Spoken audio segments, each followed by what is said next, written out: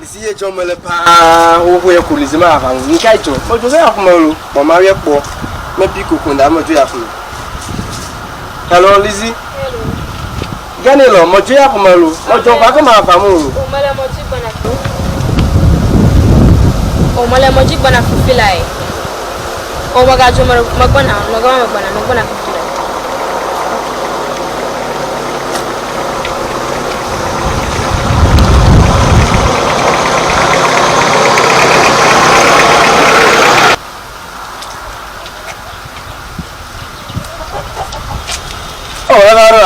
Oh, abi me lo moje ka fila nyo mayoka. Oh, okay. Nya mi gbe ncho ma da leke po chinti.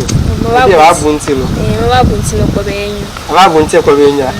Lisi nunu. Lisi. Okay. Hello fo. Lisi. Anke. Nko mo na rafi. Lisi. Oh. Amele be de school. Anya ba bo ngo ga nma. Gane ne de school lepo. School lepo pa anya ka fi anya mi manu mi feviwa. Ma nyawe gane ne de school lepo. Oh, anke, Alizi. am fi me le fi wo. Gane ne de school lepo. Amjo. Awo. Lisi ba mjo. Devient nous so da si devient tu asro. Alizi me be ba mjo amena be de school. Devient nous so. Afo e. Amena be de school. Devient nous so. Anke mi fi me le fi wo. Am fi me le fi wo. To no fi me fi wo ka fu no ava. E ba de school te pa de ma nya ode. Am fi me le. Amena be de. Am fi me le. Nya me wo fi me le suku. Wo ye fi me le. Nka fi me le. Nka fi me le amjo.